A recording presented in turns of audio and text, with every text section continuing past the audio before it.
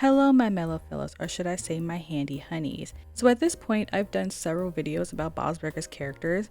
I've done one on Zeke, Rudy, Linda and Bob, Mr. Ambrose, Gail, Jocelyn, Jimmy Jr., Mike the Mailman, and Nat. And recently I did a video about our favorite handyman Teddy's love life. Teddy is a character that is hard to miss. He's in almost every single episode of Bob's Burgers. I got pretty drunk this morning at brunch at the lodge. Did you know there's vodka in a Bloody Mary? Even if he's not the focus of an episode, he tends to at least make a small appearance. Teddy is the designated trusted handyman in the town. He's not the only one in town, of course. There's Glenn, the smell good handyman, who was his rival, but eventually became his friend, and a very shy handyman that we didn't get to see yet. All we know about the shy handyman is that he's shy and very sensitive. Still, Teddy seems to be the #1 go-to handyman for most jobs around town. Reggie, Jimmy Pesto, Mr. Fish Shoulder, and Bob, and just about everybody calls on Teddy if they need something fixed. His prices are low, and he's got conversation for days and days and days. We as the audience know Teddy as a frequent visitor of Bob's Burgers. He's a loyal customer that comes to eat there pretty much every day. His usual order is burger of the day, fries, and coffee. I have no idea why he would drink coffee while eating burgers and fries, but who am I to judge? Even if he's not a fan of what's being served, he usually tries the burger of the day with a few modifications. Bobby, make me one of those! But hold the egg. That sounds gross. And the time. Do you know what? Just do the tomato one. And when you multiply his around $12-ish order multiple times a week, that is a lot of money to spend a week on burgers. But I guess since Bob exclusively hires Teddy for any handyman job in the restaurant or even in his house, I guess some of that money does go back to him in some way. Teddy makes all sorts of things for Bob and the community. He made Louise's loft bed, he fixed up Bob's food truck twice. After he burned down Reggie's gazebo, he made him a whole new one. He built sets for the local theater.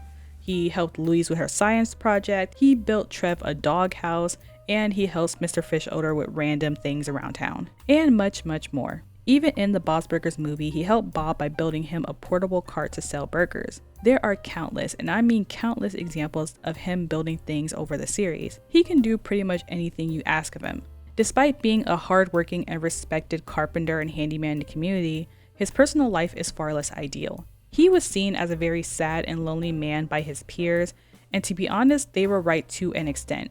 Teddy is about 50 years old. He doesn't have any immediate family around or close friends besides Bob. He's often clingy and overbearing with Bob, and at times he gets too involved in the Belcher's life. Teddy has boundary issues and often inserts himself into Bob's family in awkward ways. But there is a method to his madness. There is a reason he's the way he is. So today we're going to look into the life of Teddy and see what exactly made him into the lovable yet awkward man we come to know over the years. With that being said, sit back, relax, and grab a snack or two as we deep dive into Teddy the Handyman. Again, by the way, this video is part 2 of the Teddy two-parter series. In part 1, we talked about everything involving his love life, from his past lovers to his ex-wife to his current girlfriend. So if you want to know about that part of his life, go and check out part 1 because we won't be discussing all of that in this video. But don't worry, you don't really need to watch part 1 to understand this video, but it might help if you want like the full context. Anyways, let's talk about Teddy. As usual, I want to start off with Theodore, aka Teddy's childhood, which we don't know much about as of currently. From what we do know, Teddy did not have a happy childhood at all. He did have a family, but it wasn't exactly a happy one. His mom and dad used to fight constantly, so Teddy sat in the middle of them to try and defuse the situation. They would yell, and then my neighbors would yell, "Shut up!" And my mom would yell back, "Mind your own business, Finellis, because you had problems last week!" It's also hinted that Teddy's dad was an alcoholic who never paid attention to Teddy. Teddy longed for his dad's approval, but also held a big grudge towards him for the way he treated him. Sadly, Teddy's father has passed away, but we don't know when or how. We do know that Teddy has a sister named Donna, who is married, but lives out of the state. They still talk over the phone, and he seems to have a really good relationship with her. His mother is still alive, and even though we haven't seen her fully, we know a fair bit about her as well. Teddy is the closest to his mother out of his whole family, and it's both a good thing and a bad thing. But beyond his immediate family, Teddy's family history in this town goes really far back. Before we talk about his immediate family, let's talk about Teddy's family history in this town. Even though most of Teddy's family has currently relocated out of town, it seems that Teddy and his family are local natives. In fact, Teddy's family has been here for generations. We don't know much about a lot of his past family members, but he has described 2 specific people. This town of Bog Harbor has a long history with bootlegging. The bootlegging business was especially booming in the Prohibition era in the 20s, and his great uncle was a part of it. His great uncle ran a speakeasy in town called Swanky's, and they had their own swanky panky cocktail. Even though the place closed down a long time ago, Teddy still knows the recipe by heart. Teddy has another uncle that he talked about, and now it's his Uncle Patty. There was this old factory called the Caffrey Taffy Factory, which of course made taffy. Caffrey was the owner of the place, and of course he was very wealthy. Uncle Patty was one of Caffrey's maids. Your Uncle Patty was a maid? All maids were men back then, until women joined the workforce and took all the maid jobs away. All right, girls, go girls. But you see, Caffrey wasn't rich off of candy. He was actually rich off of selling alcohol during the Prohibition era. So not only one of Teddy's uncles was running a secret bar, his other uncle was working for a guy selling those secret bars the liquor to secretly sell. No wonder Teddy says this town has a rich bootlegging history. Half of his family was a part of it. Caffrey didn't trust banks, so he used to hide his gold in tunnels where he used to smuggle the alcohol in and out of. So Uncle Patty used to draw a map for Teddy in case he ever wanted to go look for the abandoned gold. And when you draw the map out, well, it's a butt map. And there's the treasure, huh?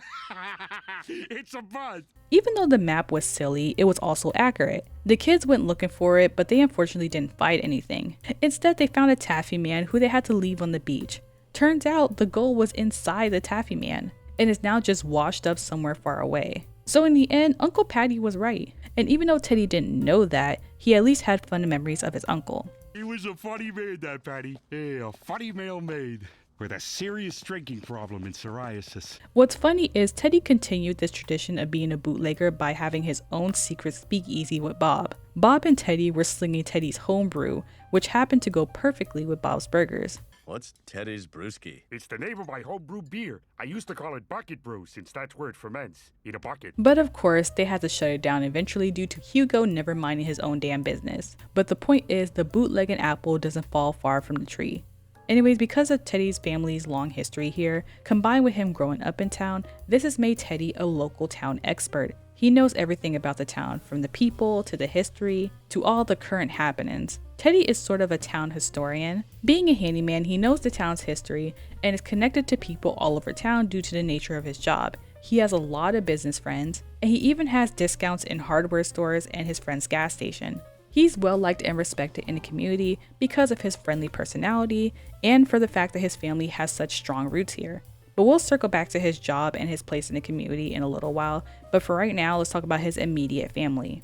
Now that we talked about his family history, I think it's time we talked about the family he grew up with. Let's start with his sister Dana. If you didn't know he had a sister, I do not blame you. He's only ever mentioned her like once in his Thanks Hoarding episode. He hardly ever talks about her, so we don't really know nothing about her. But knowing this show, it's possible she might show up. We did recently get a lot of character reveals: Rudy's mom, one of Gretchen's sister, and more recently Inga, so she might pop up eventually. It's not out of the realm of possibility for this show. All we know about her is that she's married to a guy named Dan, and she usually hosts Thanksgiving for the family. Teddy also calls his sister a lot, and they talk from time to time.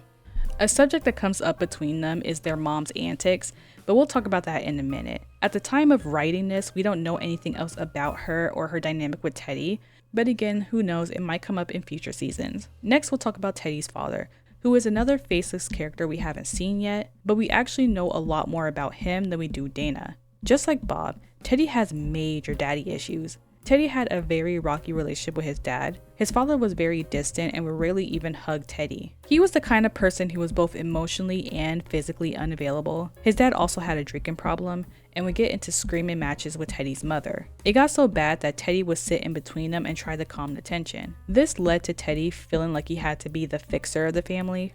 Teddy had 2 chaotic parents whose emotions he was always trying to manage. And Teddy being a fixer bled into him being a hoarder, and it led to his habits of trying to fix people like his ex-wife. And his dad is a big reason for that. Teddy has a lot of bad memories of his father. My dad toilet trained me. It was the worst 7 years of my life. 7 to 14. His dad also got in a war with a squirrel on Halloween.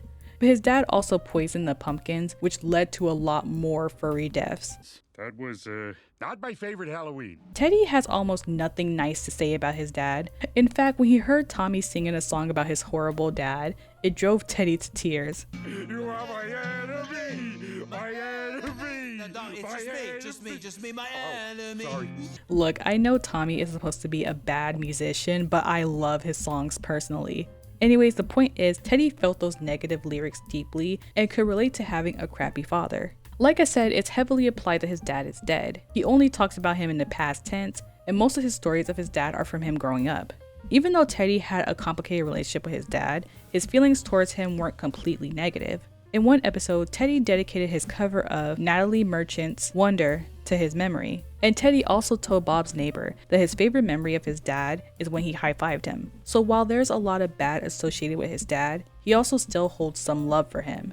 As a kid, he wanted to connect to his dad, but his dad was just a closed-off guy. This led to Teddy sort of chasing his attention, only to be met with rejection. And of course, that spilled over to how he interacts with women and how he goes about dating. But if you want to know more about that, again, check out part 1. The point I'm trying to make is that Teddy's relationship with his father directly caused a lot of his issues that he had to work through as an adult. And even if Teddy has one good memory of his dad, in general, his father wasn't the best guy. And when his dad died, his mother finally felt free. And now she's using every bit of her free will to live her best life. Speaking of, let's move on to Teddy's mother. Teddy is the closest to his mom out of all of his family. He spends most of his time with her and talks to her quite a bit. We never see her face, but we did get a few glimpses of her riding a motorcycle, sleeping in a car, and an up-close picture of her tattoo. You see, Mama Teddy is a bit of a wild child. Teddy's mom has a bit of a temper, and as we said earlier, she used to get into a lot of fights with her late husband. And now, after her husband died, she seemed determined to live her very best life. Just from the way Teddy described her, you can tell that she is a riot. And while having a firecracker for a mom can be very fun and exciting, it can also create a lot of problems between her and her children. Mama Teddy doesn't live close by. She usually has to fly in to visit Teddy. We don't know much about her relationship with Dana, but we do know that she spends a lot of time with Teddy. They do a lot of activities together and go on little adventures together. Teddy will usually drop everything to help the Belchers with whatever they're doing that week. But the only times he couldn't really be there for them are when he's working or when he's with his mother. Teddy seems to do a lot for her. He actively goes out of his way to help her with every little whim she has. You know how Linda goes so far out of her way to help her parents, even though they're acting a bit ungrateful? Teddy has the same problem with his mother. She seems to ask him to do things without considering how he might feel doing those things for her. Or when they do things together, she's actively ignoring him or not considering things that Teddy would want to do. And Teddy just goes along with whatever she wants. I remember in one episode, he was with his mom on a silent retreat. She signed them both up for some reason, even though Teddy isn't exactly known for being silent. Mom, Bobby says hi. Hey, Mom! Mom! Mom!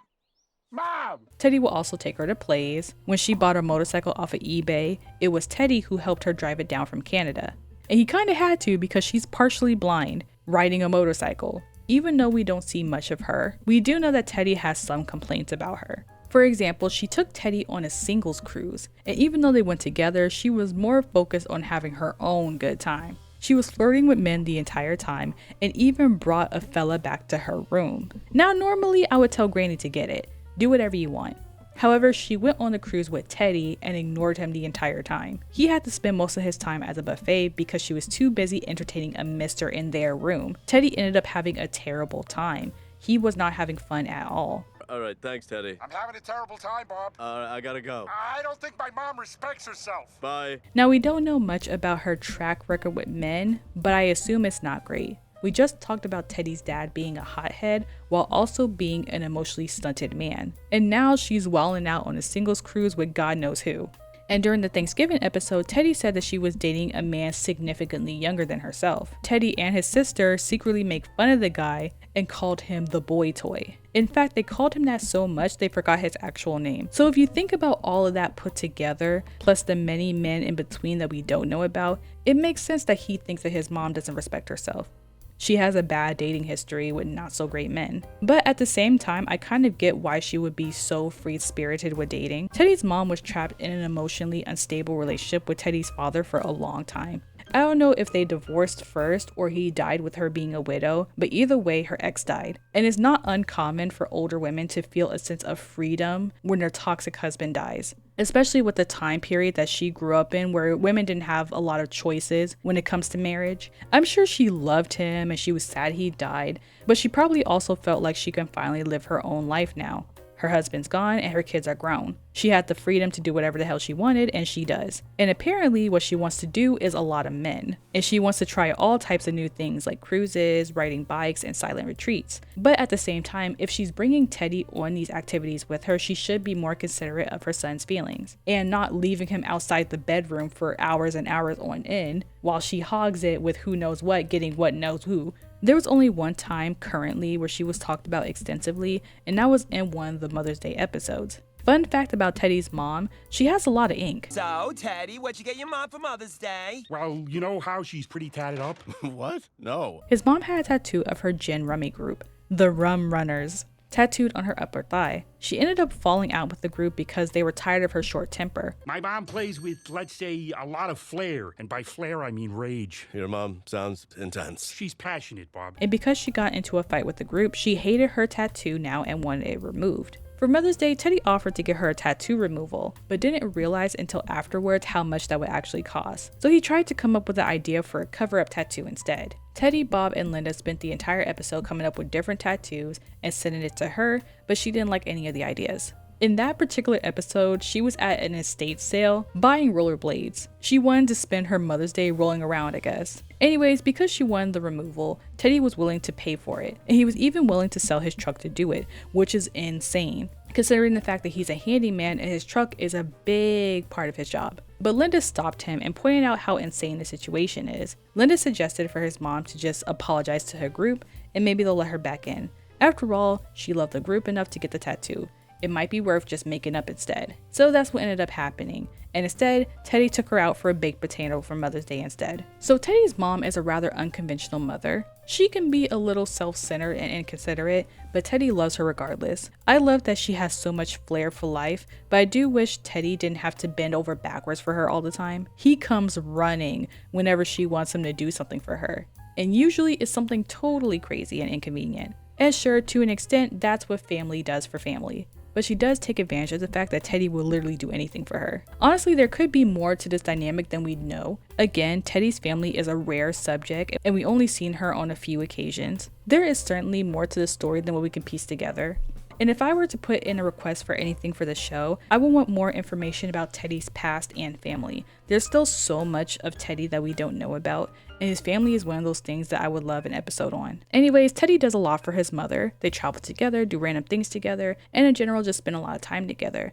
And considering Teddy doesn't see his family much, it makes sense why he just goes along with her antics. And plus she's super old, so, you know. One thing's for sure, Teddy got a lot of his eccentric personality from her, and I hope we see more of her in the future. At the end of the day, Teddy has a lot of family issues that are still unresolved. Hey, father issues. We all got them. I've got mother issues, too. I've even got cousin issues. Beautiful blonde cousin issues. He had an emotionally distant father, an unpredictable mother, and a mysterious sister growing up. Growing up in a family like Teddy's, it makes sense why he became a very anxious and paranoid person. We don't know much about teen Teddy, but we do know some things. We know that he used to have a bully named Ricky who used to pick on him. Every time it snowed, he would follow Teddy around and hit him with snowballs. Teddy pretended to laugh it off, but he secretly hated it. All right, that's hilarious. All right, that's enough, Ricky. That's enough, Ricky. The most annoying thing about Ricky was that he was an Eagle Scout who was always doing charity work. So when Teddy would complain about him, it sounded like he was complaining about a super good person. Wait, your childhood bully was a volunteer at a homeless shelter? Yeah, he was an Eagle Scout. Teddy has a deep-seated hatred for Ricky, but I doubt Ricky even remembers Teddy, honestly. It's been about 35 years since it happened, but Teddy still thinks about it. I bet you wish you could get him back somehow, huh? You mean like get a job as his doctor and then tell him he's gonna die in a month? Yeah, that could work. Teddy does love to hold a grudge. But ironically, Teddy has admitted on picking on other kids as well. He specifically said he used to pick on kids like Gene. So maybe the whole Ricky thing was a weird karma thing for Teddy. We also know that Teddy wasn't too popular in high school. He said he used to build generators with his friends because they believed it would help them attract girls. It did not. but it did give him a solid foundation for his career as a handyman. He also spent time on a turkey ranch when he was 14 years old. He learned a lot about turkeys that summer, which came in handy during the turkey invasion episode. Because of the chaos of his childhood, Teddy sought some form of structure, so Teddy joined the Navy. For the most part, Teddy loved being in the Navy and looks back on that time fondly. He was very young when he was deployed and has been all over the world. However, there was an incident that occurred during his time there. One night, Teddy accidentally fell overboard and had to be rescued. They rang the emergency bell and got him out. This of course caused a whole spectacle among the crew. He tried to tell them how easy it was to fall in, but ended up losing his balance and going overboard again in the same night. This earned him the nickname Double Dip, and he was teased about it for the rest of his deployment. He was so embarrassed and didn't want to face any of them again. It affected him so much that it came up in therapy a lot. He didn't even want to go to the ceremony that they were holding to decommission his ship, all in the fear of running into his shipmates again. But Linda encouraged him to face them and prove that it doesn't bother him. It did bother him, but he didn't want them to win. So he went to the ceremony with the Belchers as backup. Once he was there, they recognized him instantly and teased him a little about the double dip thing. But it wasn't mean-spirited, it felt more like playful banter. Hey, check it out. It's Double Dip. Double Dip is here. No way. How'd you get here? Did you swim over? They wanted to see him again and they were happy to catch up with him. But from Teddy's point of view, he thought they were genuinely picking on him, and it made him deeply uncomfortable. Teddy did like he did with Ricky and forcefully laughed it off. He was pretending it was fine, but internally he hated every second of it. They wanted Teddy to sit with them and talk about the good old days, but Teddy was focusing on either avoiding them or trying to pretend like nothing was bothering him. It was a clear case of miscommunication, where one side is being playful, while the other side believes that they're purposely being mean. When Teddy finally confessed and said that he didn't want those jerks to win, they were shocked and a bit hurt by being called jerks. Teddy finally told them how he felt after all these years about being called Double Dip. They didn't know that they were hurting his feelings because he always laughed along. They explained they were playfully teasing him because it's not only what sailors do, but it's what friends do. So while Teddy thought these guys were being mean and bullying him, in actuality they thought they were friends this whole time. So while these guys thought they were bonding, Teddy was being traumatized. Ironically, one of the guys ended up falling in, but luckily Teddy came in to the rescue and helped pull him out. After this funny yet traumatic event, they talked it out and told Teddy exactly how they felt. You guys teased me because we were friends? What? Of course. We served together. We're bonded for life. They were all young kids serving in the military, and because Teddy was a bit older, he was a role model for them, someone who they can look up to. Him making a public mistake and still being a great sailor inspired confidence in the other young sailors. It's a real Sue Heck situation where she thought everyone hated her and didn't know her, but in actuality everybody admired her. Same thing with Teddy. And one of the guys even got a new nickname similar to Teddy's. It'll remind you of the good old days, and also today when you fished out Mr. Slips Ahoy. Mr. Slips Ahoy over That's here. pretty good. So after all that was cleared up, Teddy finally got some resolution to some of his past trauma. So that pretty much sums up his time at the military as far as we know. And, you know who's never had an STD? Teddy. Pretty sure. Not really listening, but He was great. in the Navy, but, After getting out of the Navy, Teddy tried new things of his own. During his 20s, he had a major glow up. He was handsome, fit from his time in the military, and he had long blonde hair. And I don't know if it's just me, but I was truly shocked to find out that Teddy was a blonde. Teddy's newly acquired good looks landed him a job as a background actor in the movie The Deepening. Even though it was a great opportunity, Teddy does not have fond memories of that movie. We already covered this in part 1, but to put it short, he ended up messing things up with his co-star and felt like he was cursed by the shark. He was also cursed by a comet he saw during this time as well. But the point is, during his 20s, he felt like he was cursed. And I'm not sure when he married Denise, but I'm guessing maybe late 20s, maybe 30s. We don't know much about his life during his young adult years, but his childhood problems did resurface in many other ways. He started biting his arm in his sleep, he got married to Denise, got abused by Denise, and got left by Denise. He became a compulsive hoarder, he developed a deep sense of loneliness, and his life just went downhill from there. Eventually, he got his guinea pig and took steps to better his life by starting therapy. But even though he was taking steps to address his mental health, there were still consequences to his unconventional life. Through his bad luck with Denise, being cursed, and his general awkwardness, his love life was difficult. But aside from that, his childhood issues resurfaced in his adulthood as well. Because he grew up in a chaotic and dysfunctional household, he felt responsible for keeping his family together and was the metaphorical glue of the family. Teddy's parents fought throughout his childhood and often left him feeling responsible for fixing their relationship. He will often try to fix people and different situations. He tries to fix the women he dates. He always offers to fix people's problems. And even when Bob and Linda would bicker, he tries to fix the arguments between them. Teddy always wants to be a problem solver and has a habit of saying yes to nearly everything you ask of him. He will bend over backwards for people, and it definitely stems from how he grew up. Teddy hates conflict, but he hates being put in the middle of an argument even more. You want me to pick between you guys now? Oh, God, this is like Gail with her boobs and her butt. You have to do it, Teddy. Teddy, do it. Teddy, do it. It's a tie. No ties. Him being put in that situation will literally trigger him to feel overwhelmed and make him run away. Teddy has developed a compulsion to hoard things that he finds. He will pick things off the street from the garbage or keep leftover junk from his job. He will store them in his dining room in hopes of fixing them up one day. Again, a chronic fixer. The last thing he picked up from his childhood is of course his temper. We've seen our fair share of Teddy crash outs. Teddy tends to get worked up rather easily and tends to fly off the handle at times. I'm speaking now. I let you speak. Now let me speak.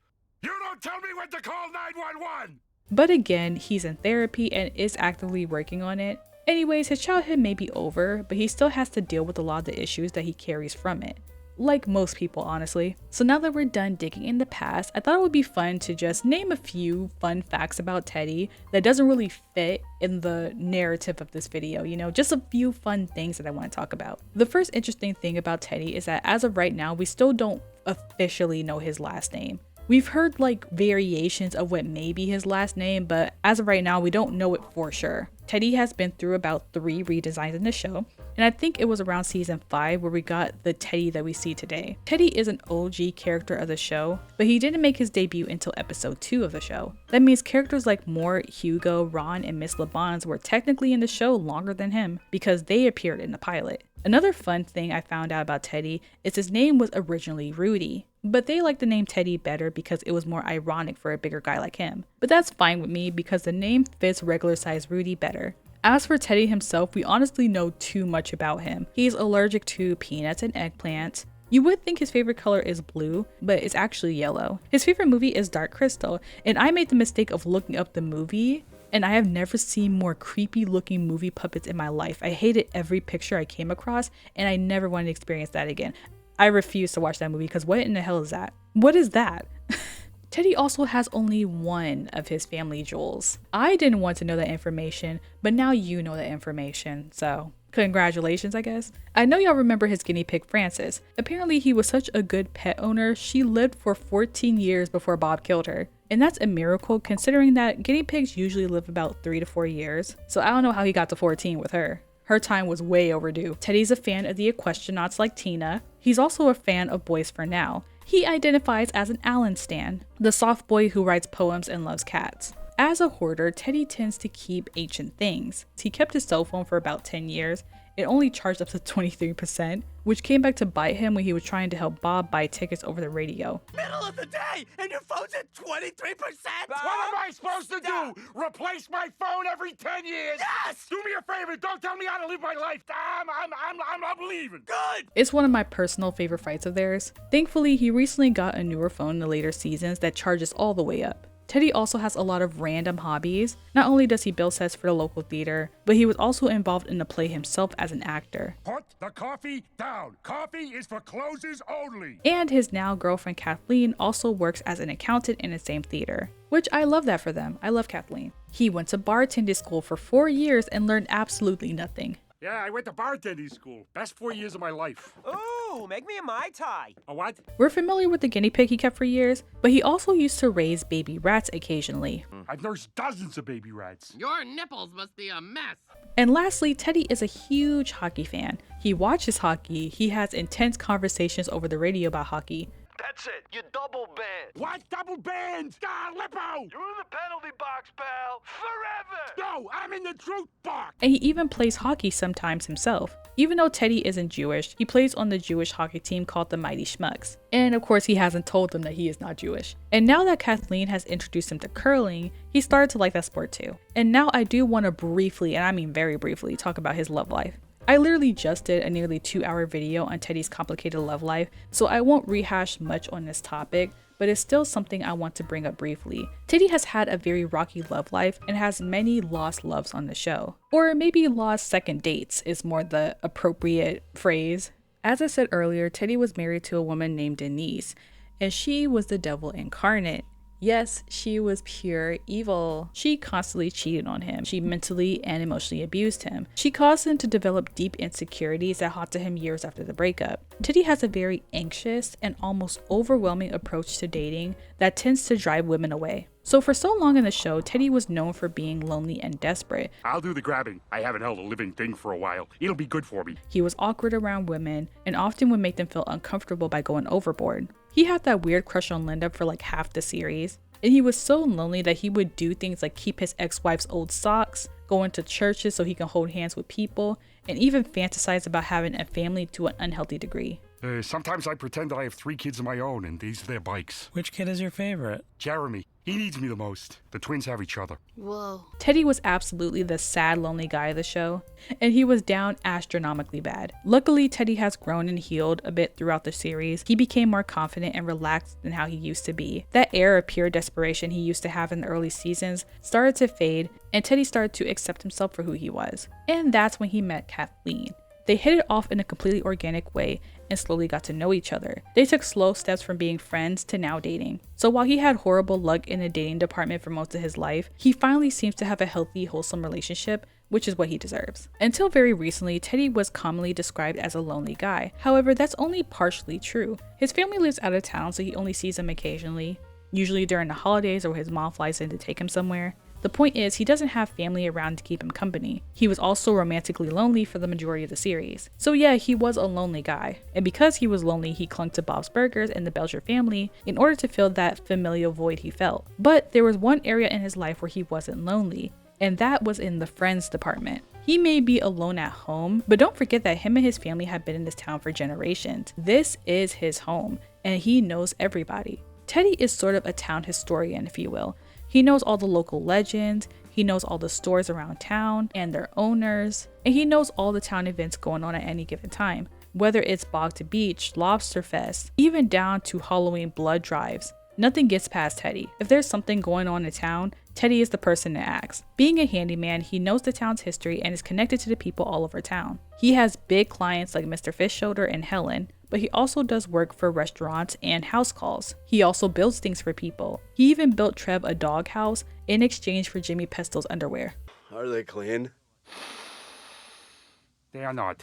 He does odd jobs for Mr. Fishshoulder like picking up stray bikes, building things for him, and fixing his house. Yet Mr. Fishshoulder still calls him by the wrong name. Where do you want these bikes, Mr. Fishshoulder? Around the back, Freddy. You got it. Good man.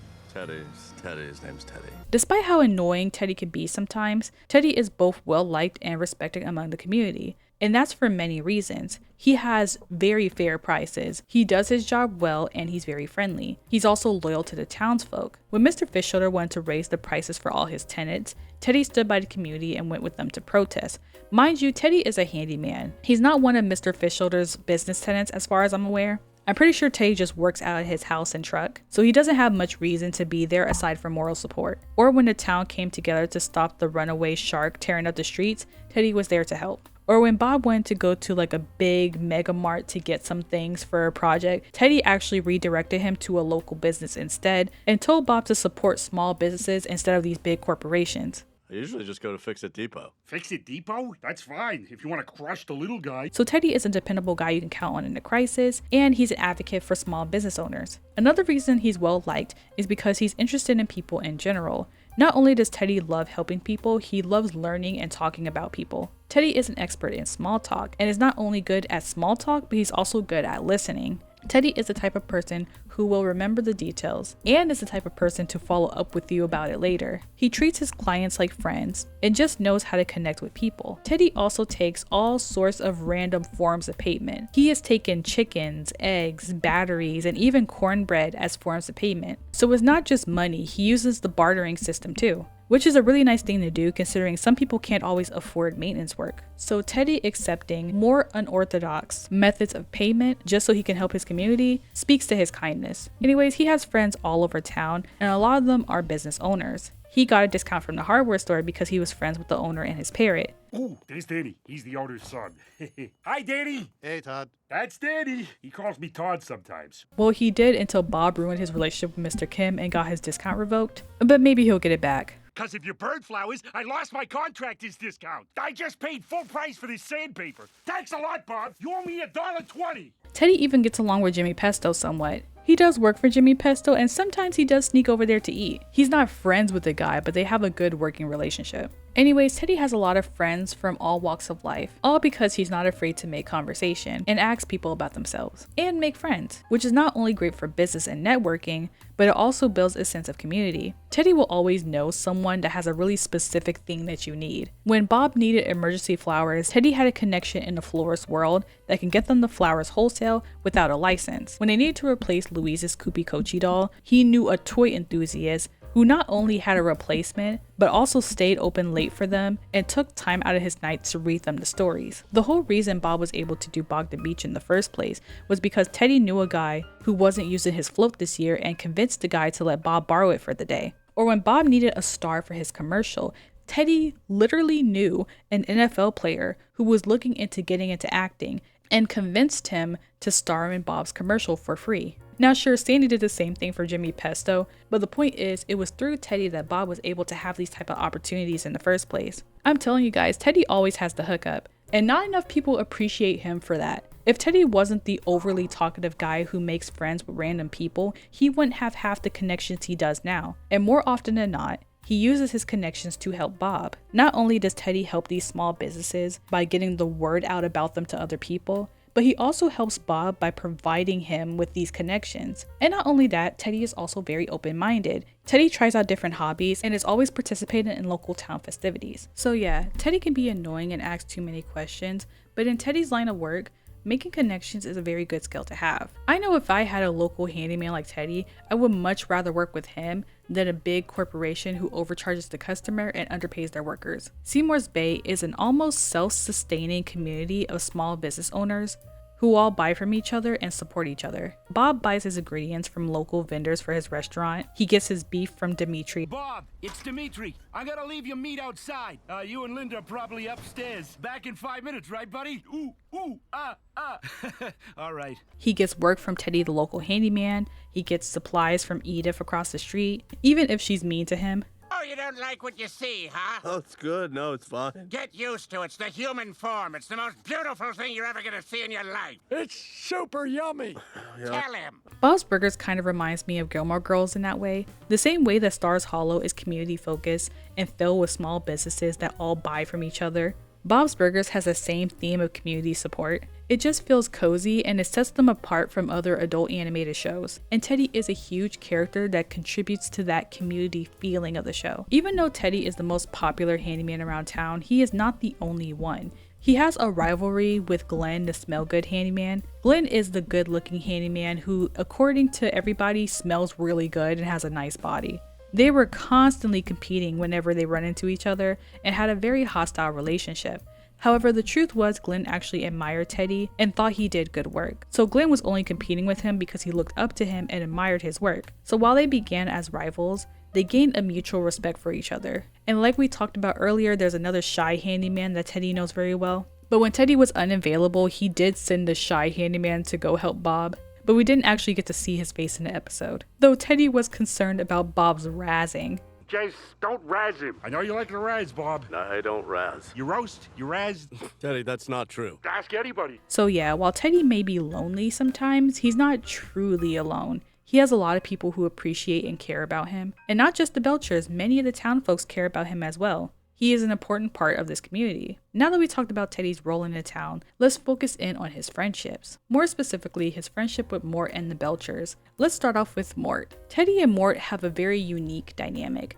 They went from being buddies in the first few seasons to Teddy having this one-sided beef for the majority of the series, and then in season 12 they were kind of back at buddies. It's weird, but it makes sense. Mort is the other regular of Bob's Burgers. However, he's the exact opposite of Teddy. Mort is a relaxed, chill, and nerdy guy. Not much bothers him. Instead, he keeps a positive mindset. Nothing rattles Mort. Not even dead people and all their shenanigans. Yeah, you always keep your cool. It's kind of infuriating. Nothing rattles you, Mort? Easy, Teddy. He runs the mortuary next door and has been Bob's neighbor ever since Bob and Linda moved in. As we've seen in a recent episode, they knew him before he even got his toupee. So he's known them for about 14 years. Teddy met them shortly after when he installed their booths for them. He just finalized his divorce with Denise, so he was going through a rough time. I imagine him meeting the Belchers at such a low point in his life is what made Teddy cling so hard to them. They were a light at the end of the dark tunnel of his life at the time. I'm giving you this backstory because I think it paints a picture of why Teddy became so hostile towards Mort. Teddy has been in a one-sided competition with Mort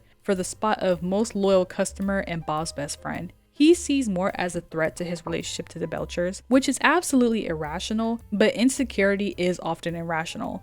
Mort is there to just eat his food and mind his business. He often orders a burger or a soup for lunch, makes conversation, cracks a few jokes before going back to work. That's literally all Mort does, and it infuriates Teddy. Just Mort existing around was a problem for him. Again, it wasn't always like that. In the first 3 seasons, he was perfectly fine with Mort and was completely normal. Boy, you ordered a small? How small was it? What? Sorry, I'm taking a stand-up comedy class. I think I did something wrong. I thought it was funny. But when his character became more desperate and clingier, the result of that was him becoming more openly hostile towards Mort. He would dismiss him, randomly snap at him, and make fun of him unprovoked. Mort probably wants in, right, Mort? Yeah, I'm feeling nardy. God, Mort, you ruin everything. Sorry, I'm sorry. He never gives a solid reason why he's so mean to Mort. The closest thing he gave was that he found Mort weird and found him creepy, which for one, I know Teddy isn't calling anybody creepy, especially since he wanted to marry Linda and adopt Bob as his son. And 2, Mort is a mortician. Morbid jokes come with the territory. Freddie Mercury, meet Teddy Mercury. Always gotta bring it back to a dead person, huh, Mort? What? No. Do I do that? The root of the problem is ultimately jealousy. Mort has a casual closeness with the Belchers. They've been his neighbors forever,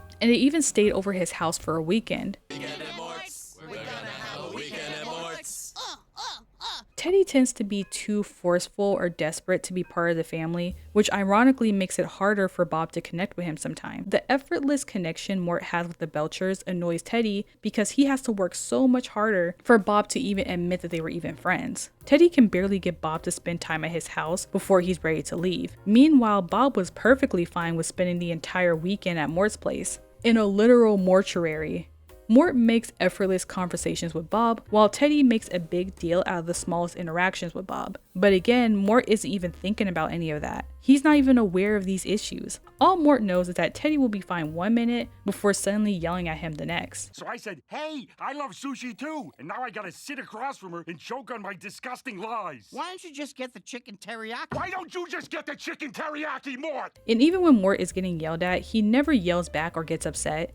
He just lets it roll off his back. Even when Teddy is being insane. Grab your fettuccine! Put it back in your pockets! Leave! I really... Do Teddy, the first stop. honorable thing in your whole life! Teddy, you need to stop. Mort's breaking the fettuccine rules, but I guess rules don't apply to Mr. Perfect Mort. It's not just Bob. Teddy also doesn't like Mort getting too close to Linda either. So violent and uncomfortable looking. Yup.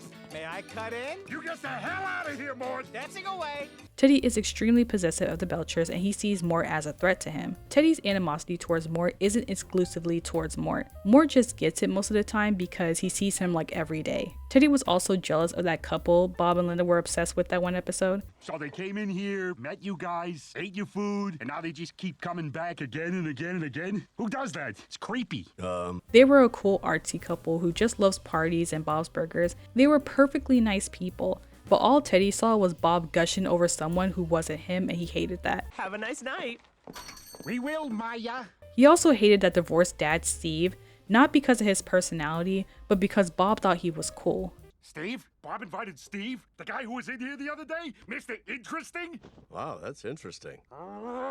He hated him more when he found out Bob was going to cook for him. Teddy tried to invite himself to dinner, but Bob gently suggested that he didn't and said it was like a family thing. Teddy got more upset, made fake plans with a fake person, and left. When Teddy left, he completely flipped out and had to make several emergency calls to his therapist, just because Bob was having a dinner with a different guy. Bob having dinner with Steve sent him in such a spiral that he was even stalking his block during the dinner. Now, Steve ended up being a boring dud. He was standoffish with Bob and honestly a really bad guest. Steve made Bob feel bad and made it clear to Bob that he was not into him. And when Teddy heard this, he was furious at even the notion that somebody would dislike Bob. Not into you? Not into you? He's in there? Teddy. Hey, listen up. This guy out here invites you to dinner in his house. He slaves over that beautiful rib roast, and you're not into him? Who do you think you are? Indiana Jones or something? I love how Teddy stood up for Bob. Steve was definitely a jerk. But even though this is a positive example of Teddy's obsessiveness, it still shows how possessive Teddy is of Bob's friendships. Bob can't even like another person without Teddy screaming, crying, and throwing up. I think it's nice Dad is making a new friend. Toyotina! Yes? Sorry. He's so insecure with his friendship with Bob that he tries to shut down anybody who could possibly take his place as Bob's self-appointed best friend, and that includes Mort. You're cutting me off? Is this some kind of sick joke? I think it's for your own good. You stay the hell out of this, Mort! It's safe to say that this borderline bullying of Mort became old. So thankfully, they decided to end this bit of him hating Mort for no reason in season 12. During the Christmas episode, Teddy wanted to do Secret Santa, but only with Bob and Linda. But Linda pointed out that Secret Santa is better with more people, so she invited Mort, and you can tell that Teddy was not a fan of that idea. Hey, you want to do a neighborhood Secret Santa with us? Wait, what? Oh, okay, sure. But full disclosure, I've never Secret Santa before, so be gentle. Ugh. They also invited Mike, which again Teddy was not a fan of. He wanted to give Mike an out to say no, but unfortunately for him, Mike wanted to do it. They pulled names out of the hat, and guess who Teddy got? Yep, Mort. Picking a name. Ah, no! You gotta be kidding me! Anyone but... Ah! I mean, great. So glad we're doing this. Totally normal reaction. His plan to get attention from Bob and Linda backfired, and now he has to get a gift for Mort. Naturally, he had no idea what to get Mort, and even tried to trade names with anybody. He was so desperate to get out of it. I got Mort, okay? I don't hear that. I got Mort. I don't want to do this anymore. It wasn't supposed to go down like this. I was supposed to get one of you guys. Secret Santa came, and it was a moment of truth. It turns out that Mort also got Teddy. And what did he get him? Mort got Teddy a little gold plaque for his favorite stole with his name on it. It was a really thoughtful and personal gift. Teddy loves his stole very much and gets annoyed when anybody tries to sit in it, especially Mort. Wait, is Mort sitting on my stool? No. So Mort, knowing this, gave him a way to officially claim his chair. Again, it's very thoughtful, and Teddy was very touched by this. I figure since you have a favorite stool here, maybe Bob and Linda could put your name on it. I don't think we... Mort, this is like the best gift anyone's ever got me. So even though he spoke badly about Mort the entire episode, I think now is when he realized how kind Mort is, and maybe he should be kinder in return. What did Teddy get Mort? Well, he got him a calendar. He put no thought into it and felt bad that he didn't after he got his name plaque. But luckily for him, Mort loves barns, so he liked the barn calendar. It worked out for everybody. And the curse of him hating Mort has now been lifted by Christmas magic. Ever since this episode, they have been getting along much better. They even performed together in the Bob's Burgers open mic night. So we're back in friendly territory for now. Teddy went from being Mort's friend to frenemy to being his friend again. And not surprisingly, it correlates with Teddy's maturity in the show. In the early seasons, they didn't have a fully defined Teddy, so his friendship with Mort wasn't a focus. But once Teddy became the insecure, lonely character, he took out a lot of his anger on Mort for daring to be friends with Bob near him. Then as Teddy grew and healed in the more current seasons, so did his attitude. Now Teddy is still Teddy, but he's a lot more well-rounded and has a lot of good things going on in his life. A stable business, a girlfriend, friends from all over. Teddy has been doing great for the last few seasons. He's noticeably more happy with his life and less dysfunctionally attached to Bob. He still has his moments of insanity, but he's not as desperate for Bob's attention as he used to be. And as a direct result of that, combined with seeing Mort for the kind person he is, Teddy was able to become friends with Mort again. Sure, they've always been friends, but that animosity that Teddy carried against Mort was officially gone. Now they can go back to just enjoying each other's company and hanging out like they used to in the early seasons. I am glad that they flipped the dynamic back to this. Sure, Teddy crashing out on Mort was funny, but I found it equally as funny when they're able to bounce off each other and say dumb stuff together. I much prefer them as friends than whatever they were before. Their relationship shows how much Teddy has matured in the show and became more emotionally stable. And that type of character evolution is something I love to see. Now normally this is where I would do my final conclusion and sum up everything I've talked about in the video, but this isn't the end just yet. I have one more final part coming out about Teddy. In part 3, we will cover his relationship with the Belchers. I originally had that section written into this video, but I honestly think that it deserves its own video. It took up like half the script, so I decided to pretty much split the script in half. The final part will be a direct continuation of this video, so stay tuned for part 3, which is already being edited as we speak. Anyways, thank you guys so much for watching, and thank you for being patient with me because oh my god, my scripts be long, the voice recording, the editing, all of it is definitely a lot. But even though the work is a lot, I really do love my videos, and I'm glad that I have a group of people who also love my videos too. Anyways, again, thank you guys so much for watching, and I will catch you guys in the final part of this Teddy miniseries. Bye!